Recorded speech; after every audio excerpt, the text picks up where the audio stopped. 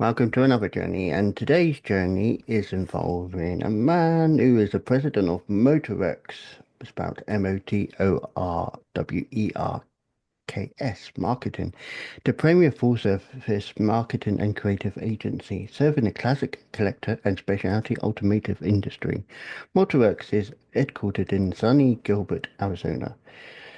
But I guess it's born into and raised to be a lover of all cool things on wheels. Some of our guests' earliest memories revolve around trips to his retired race car driver grandfather's motorcycle dealership in his hometown of Denver, Colorado, and adventures in the various sports and racing cars that his uncle, a former European motocross champion, was seemingly always exposing him to, usually at breakneck speeds, which I can imagine is adrenaline at its highest and around extremely sharp corners. So that's definitely extreme. I'll say no more because it's about him, not about me. It's Darren on the journey today. Nice to be here. Thank you. You're welcome. Now, I touched upon a little bit about your earliest memories, but I want you to tell the listeners, viewers, your earliest memories from your perspective. Well, I mean, I think I was kind of born into this to a degree. I think a lot of people that end up in this industry are. Ever since I was a little kid, my grandfather was buying me Matchbox cars, model cars, putting car magazines in front of me, giving me rides and stuff. I used to follow him to visit his friends that own sports car shops and other motorcycle dealerships in the Denver area. There'd be a Ferrari 330 GTC under a tarp someplace in the back or something. So it was always something that was present in my life, basically, as long as I can remember. My uncle was a little bit more hands-on with us, I think, to a degree. He had a sidecar on some massive displacement motorcycle that he had at some point, and he used to put us in that and go sideways on it and scare the crap out of us and all that stuff. And he would get in these really super high performance Porsches and things like that and go 125 miles an hour and then slam the brakes on as hard as he could. So he was a bit of a daredevil. My grandfather was too, but I think my grandfather was more about sort of exposing me to the different options and different vehicles that were out there. This said, though, he really liked British cars a lot early on, and then it was Japanese stuff later. But Yeah. it's always been around. It's always been a part of my life, and it's something that has always been sort of pushed in front of me by older men in my family. Mm. And, cars as a rule, I've Uh, been in fast cars, don't get me wrong, I've not experienced the full intensity of racing, so I don't know how it is. But, I watch shows, and I know in America you've had it as well, the show known as Top Gear.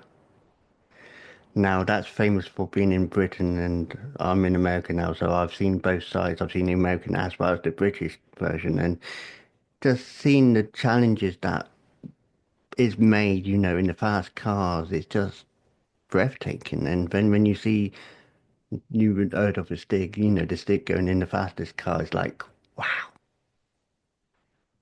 I've never been a really super high performance driving guy. I kind of tend to prefer the restoration, preservation, sort of show elements of collector cars, history, that kind of thing. Mm, The racing component is definitely a big deal for a lot of people that are in this industry, as well as a lot of my clients, and it's something that they invest a lot of time and a lot of money into. And there's important historical components involved with that as well. But racing for a lot of people becomes a full-time obsession pretty quickly. And I kind of have enough of those as it is with mm, business and everything else. So it's not something I necessarily try to add to my plate, but it's certainly an important component of what this industry yeah. is all about. But you talk about restoration, and it is about the older cars because those older cars have got a lot of memories. Like I've driven a historical tractor. Now, to some people, that people like a tractor. Why a tractor? But there's more to a tractor than just being a basic tractor that goes on the road. There's history behind it. Like the one I remember driving was early, I think it was a Massey Ferguson Industrial. And that was a rare one because not often would you see a Massey Ferguson Industrial being preserved because they were so old. But it was good. It was used in the British Army because it was a strength to, it was a strong, solid tractor. Yeah, and I say this a lot, but this industry is really about people, but kind of indirectly. If you think about it, and I think the car you're talking about is a perfect example of this. Every single car that we deal with in this industry, in this space now, is a special car. And the reason it is because it was a special car for somebody at that point or throughout its history. Candidly, these cars wouldn't even be surviving and wouldn't even be in front of us if they weren't special to somebody.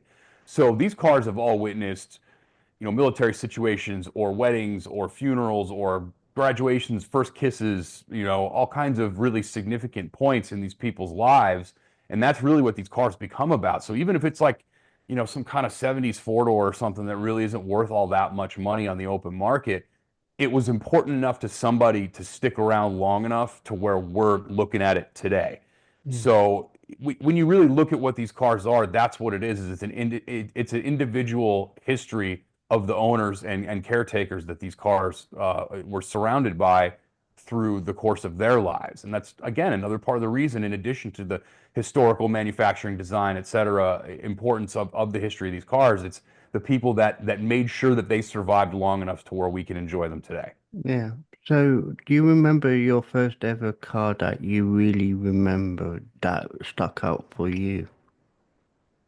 I mean, when I was a little kid, the C4 Corvette was really a big deal for little kids. I mean, that's what you would see in commercials and things like that would get people really excited. The Ferrari 308 was a really big deal for me. A little bit later on, my mother's best friend lived in a fairly affluent area on the side of a mountain, and we started seeing this Ferrari driving around the neighborhood. And we were kind of like, you know what, we got to figure out whose car that is. So eventually, we tracked it down, and it was the person at the top of the mountain. So we would sneak out of their house in the middle of the night when we would hang over and do slumber parties over there, and we'd go up there and we'd kind of stand on top of each other and peer through the glass windows on the garage, and we did that for a long, long time, like every time we would go up there for years. So anyway, fast forward a few years ago, this kind of all sort of goes in one big circle, as a lot of things in this industry tend to. I get a call from one of my clients back in the Denver area where I grew up, and he's like, "Hey, I got you access to tour this really significant collection here." And he mentioned the name of the owner, and I was like, pretty sure that's the guy. So I started looking into it. Of course, that's who it was that lived up there, and he's become a very, very significant businessman in the Denver area since that time period. But went out there, hung out with him and a few other people, my client, and lo and behold, the car was still sitting there. So and he's been down to Arizona where I live to see me a few different times. Not me directly, but in the area, and I've seen him at events, and he still has the car. And I've told him the story about how that whole thing transpired, and he remembers wiping handprints and face prints off of his windows. And I apologize for that, but ultimately, that was one of those cars that really, really, really inspired me when I was younger, and it's something I've been keeping my eye on, and will keep an eye on as long as he continues to still own that car. Yeah, so going into, because obviously you talk about your best car, and this is not a derogatory way to slam cars in any way, but is there any type of car you don't like? Yeah, it's kind of quite a few. I don't, I'm not really a Porsche guy. I understand that Porsches are probably the best cars in the world. They do the most things better than virtually everyone else does. Um, but there's just something appliance-like about them that I think a lot of people that really love those cars appreciate about them, but it's not something that necessarily connects for me. Like, people kind of tell me I'm crazy when I say my favorite modern Porsche is the 986 Boxster, because a lot of people don't consider that to be a real Porsche. But those early Boxsters were so pure and such a fun, uninhibited driving experience, and the sound was great and everything else. I mean, it connects to me in a way that Porsche tends not to. Now, with this said, I do like the older cars. I like 356s a lot. But I'm much more of a British or Italian car person, and I think probably the Boxer may line up a little bit more with those types of cars, but Mm, it's just a feeling difference. I don't love those. I really don't like EVs at all. I understand the performance aspects of EVs and what they are, but the speed and the performance that comes along with an EV, in my opinion, is not pleasurable. yeah. Plus, you don't have any of the visceral connections to the engine, and modern cars in general just aren't great for having a real driving experience because they isolate you so thoroughly from everything around you. Mm. But I think EVs are kind of a accelerated and exaggerated version of that, and I don't care for them at all. Yeah, and you touch upon it in such a way, modern vehicles, and not everyone realizes it. It's more of a computer than actually a car now, and that's where the detraction away from it is because back in the day, cars were a vehicle where you could get in and feel comfortable, but now you go in and you've got a computer dashboard, you've got a computer music system, you haven't got the same feel of anything like it used to be, and it's just a sad decline in the way it is. Yeah, I mean with safety and speed and economy, gas mileage, that kind of stuff, we lose a lot of the visual design elements that have made cars so wonderful over the years, and we lose the connection to the road. And this is part of the reason why it's so important that people get out and drive these cars, not only so they're exposing them to other people, but in order to experience and be able to share the driving experience with others, because they may not understand that these old cars are a lot more like living, breathing creatures than they are computers, microwaves, toasters, whatever you want to call the new cars that are out there now. Mm, And don't get me wrong, there are some fabulous new cars. I mean, I have an Alfa Romeo Giulia that is wonderful on every level. I love this car, mm. but it has elements of it that I think are being phased out virtually everywhere else within modern car design and production. So, it's important that people are able to be around these cars and understand what they used to be and understand the experience that they present because it really is incredibly different from what we're used to, during rush hour traffic today. Yeah, and you're saying about you like British vehicles. You can tell me your favorite British vehicle of all time because there's so many industries out there. Like I said, America is no doubt the biggest, but UK as a whole came very close to manufacturing quite a few beautiful cars over the years. I've seen Triumphs, I've seen MGs, those type of vehicles, in England, that was commonplace for me to associate with. I say MG because that was a basic sports car back in the day, but it was a powerful sports car that people would respect and say, that's an MG or that's a Triumph. My mum's first car was a Triumph and she wished she'd never lost it, but at the same time, it lived for the test of time what she had it for and she was happy with that. So, what is your favorite British car? The British sports car industry in general is incredibly interesting to me. The sort of idea of building sports cars in a shed without a whole lot of regulation is pretty amazing. And a lot of smaller companies like TVR is a great example of that. Hmm. Really came out with some wild designs during that time period that allowed them to sort of push boundaries and do very, very unique things across the board. Um, I love Jaguar. Jaguar is one of my favorite brands in the world. The XKSS, I think, is probably one of the pinnacle sports cars for any collector. Obviously, Steve McQueen had one. The relation to the D type and all the success in road racing, 24 Hours of Le Mans victories, etc. But overall, I think there's really one car that is the British experience more so than any other, and that would be the Jaguar E-Type. Especially, I think the Series One, although Yeah. I think the Series Three has started to sort of come into its own a little bit, and people are starting to appreciate sort of the hairy-chested nature of what the Series 3 cars were. But the E-Type is just so iconic and so beautiful and so important to so many people around the world that, as far as the contributions that the UK has made to the history of the automobile, there's been an endless list of cars. But for me, I think probably at the top would be the Jaguar E-Type. Yeah, and you touch upon that. Jaguar as a whole is British through and through. Yes, they are trying to amalgamate it with other companies now, like Germany or wherever they're going, but the originals are still British built. There was a car factory I went past when I was growing up on a train, and I always associated that's Britain. Sadly, that got knocked down, and that was the Land Rover factory in Longbridge in the West Midlands. Now, I've seen Land Rovers and all throughout my life. That is a common sight. I saw one the other month in near where I live, And I was thinking, that's not a Range Rover. I know what Range Rover is, and don't get me wrong, I know it's a new shape and chassis changed and all. But it didn't feel like the same Range Rover what I saw when I was in England because it was so compact. It was so squashed in more than it was filled out. Yeah, I'm guessing you probably saw like one of their what's the new vehicle they have, the new Discovery that they have or whatever it is. Yeah, I the mean, new. it's a crossover basically. It's a little bit more than that, but it's not much more. But on the other end of it, the new Defender is fabulous that Mm, Land Rover's putting out. Range Rovers continue to push the boundaries of what is luxury and candidly one of the sexiest places on earth. I would say number one is hotel bars, number two is the inside of a Range Rover. Um, and they have perfected the interior design elements in collector or in modern cars to a degree that is beyond.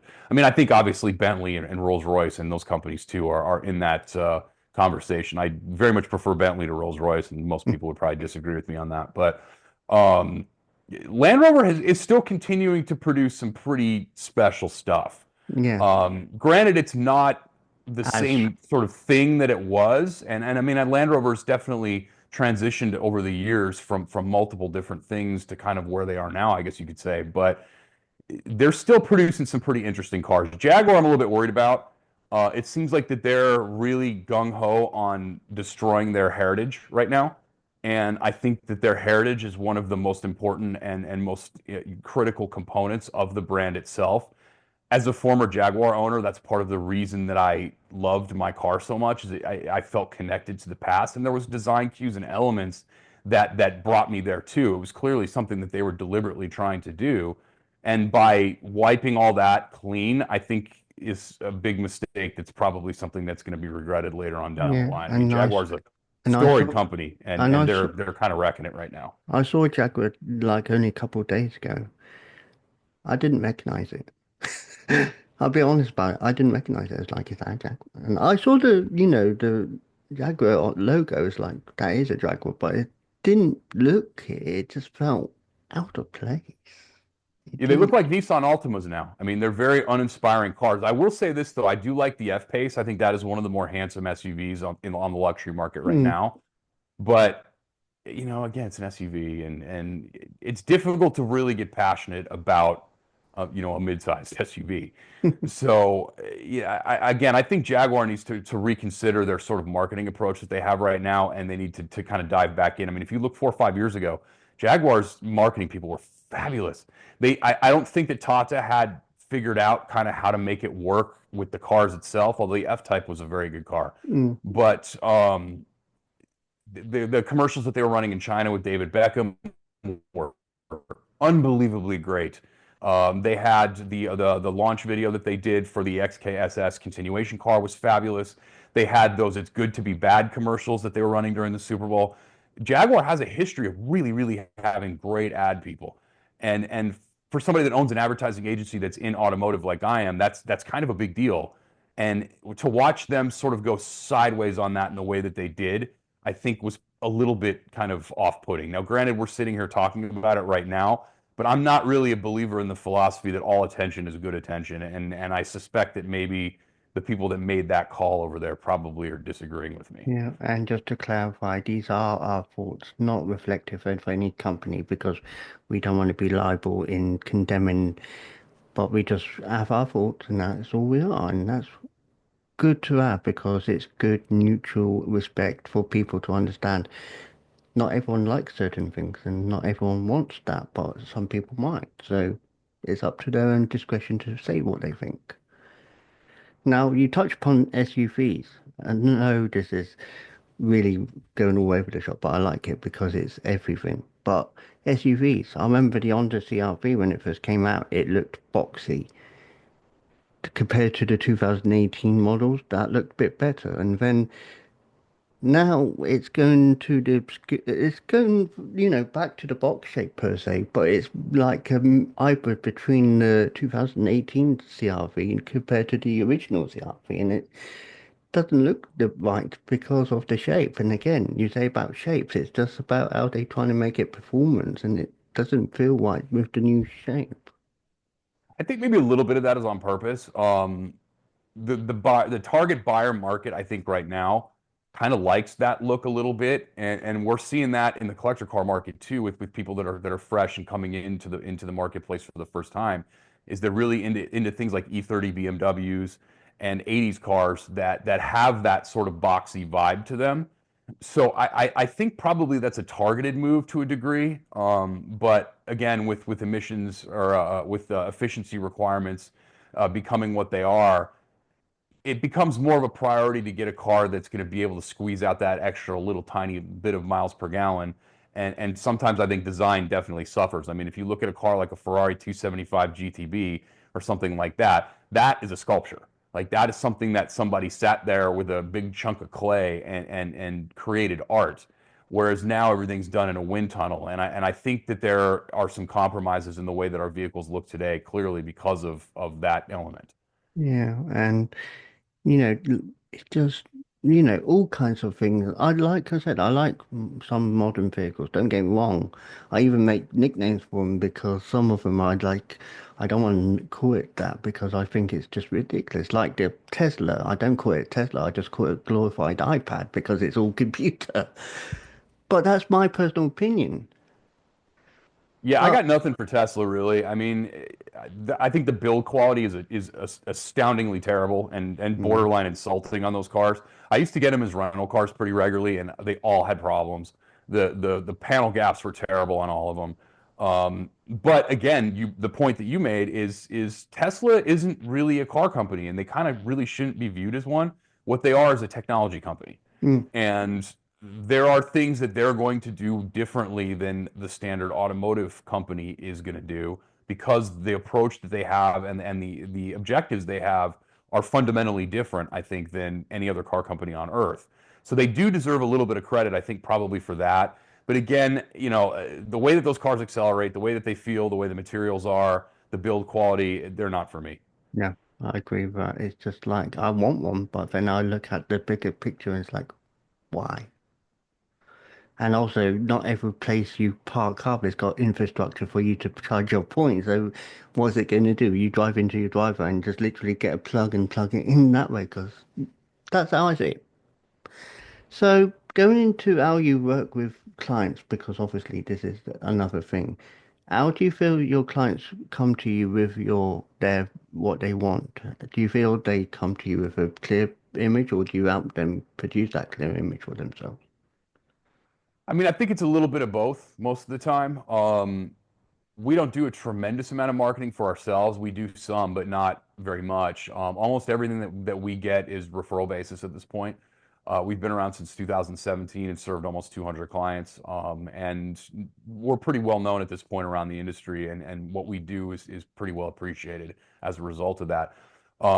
But I think a lot of people tend to come in with ideas that may or may not be realistic. So a lot of what my job is bringing people back to earth, explaining them the process, how they're going to get there, and then putting them on a path that's going to be long-term success for them.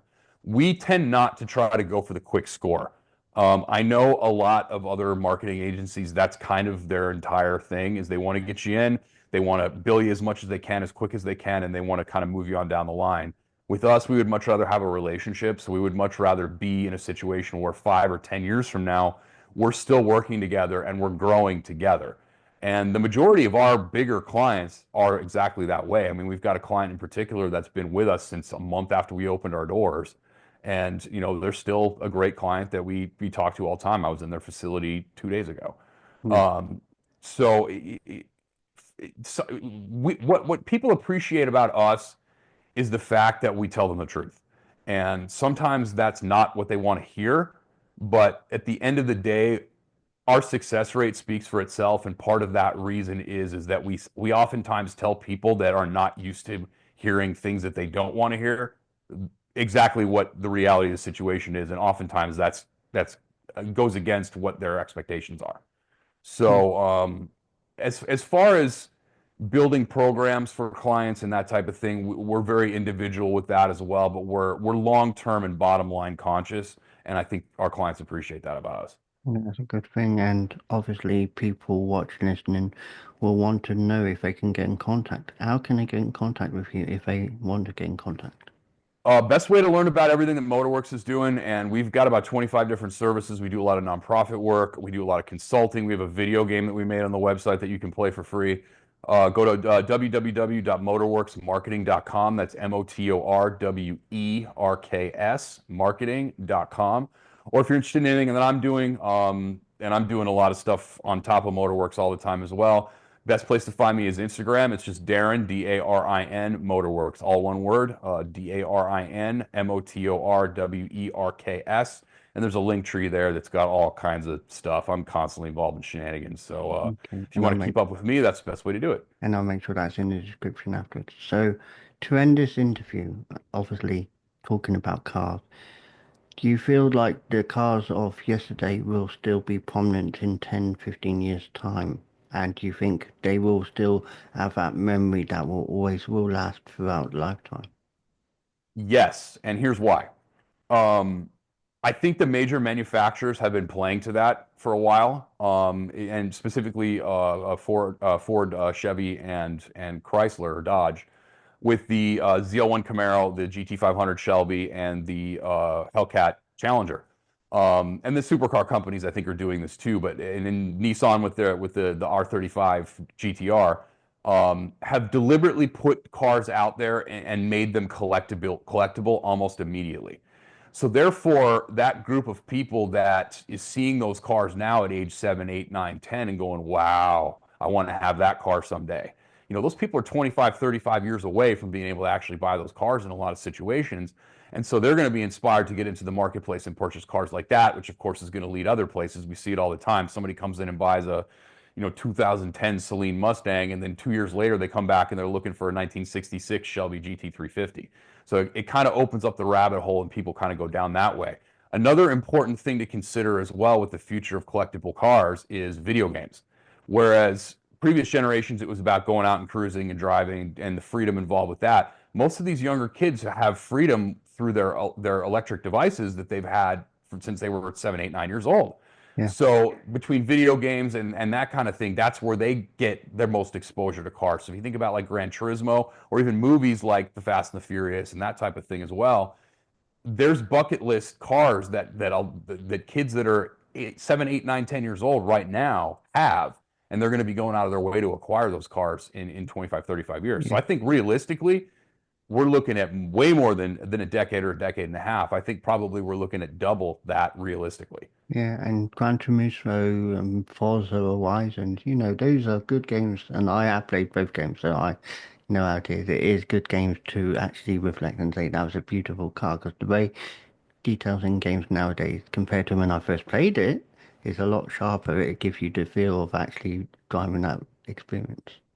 And eventually people are going to want to have that experience in real life, and as soon as they can afford to do it, they will. I mean, we've been seeing it for, 100 years now. Yeah, truly do believe that. Darren, it has been a pleasure talking to you on the journey today.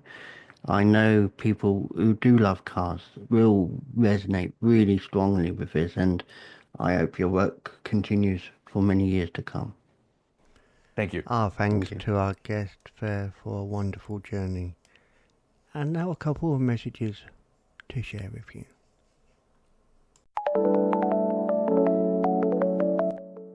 Hello, I am Amy Harrison. I'm the author of the book Feline Warrior Part 1 and Part 2, a fictional story that is written in a poetic format that is based on real-life events that could happen to anyone and intended only for relatable purposes. This story claws into Catgirl's past abuse. Catgirl is human and part feline, but truly a warrior who can handle anything because she is strong and fierce. She has been taken advantage of for far too long. Join her on her journey as she reaches freedom. Here are some poems from Feline Warrior. Tears flow. I no longer know what to do.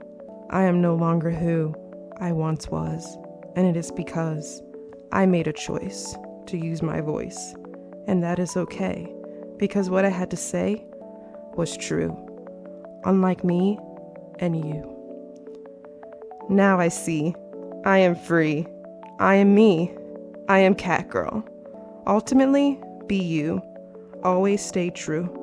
Do what you want to do, because every day is made new. If you want to read more, visit the link in the description. Meow at you later. Music by Erica R. from Pixar Bay.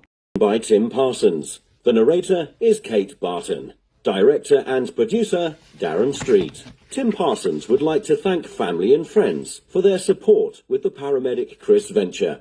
The series is dedicated to the memory of his father, Reverend David Parsons. Copyright Tim Parsons 2020, all rights reserved. Unauthorized use, copying or sharing of this audiobook is strictly prohibited. This has been a Voice Reel studio production for Tim Parsons.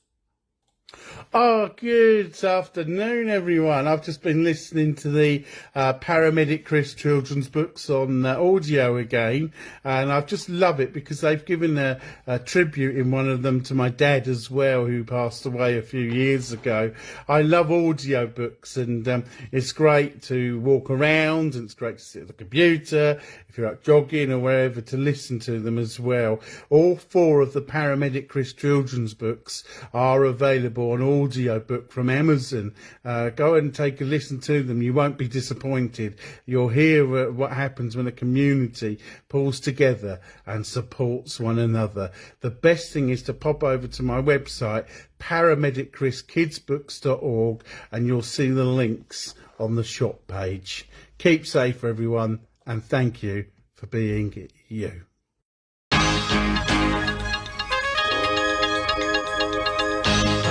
The Journey podcast explores stories of personal growth, challenges, and life-changing moments. Each episode dives into unique experiences, offering insights and inspiration for listeners navigating their own paths. I believe everyone has a story worth sharing. If you'd like to share your journey with David and others, email your story to wisewords1983@reborn.com, and it may be featured in a future episode.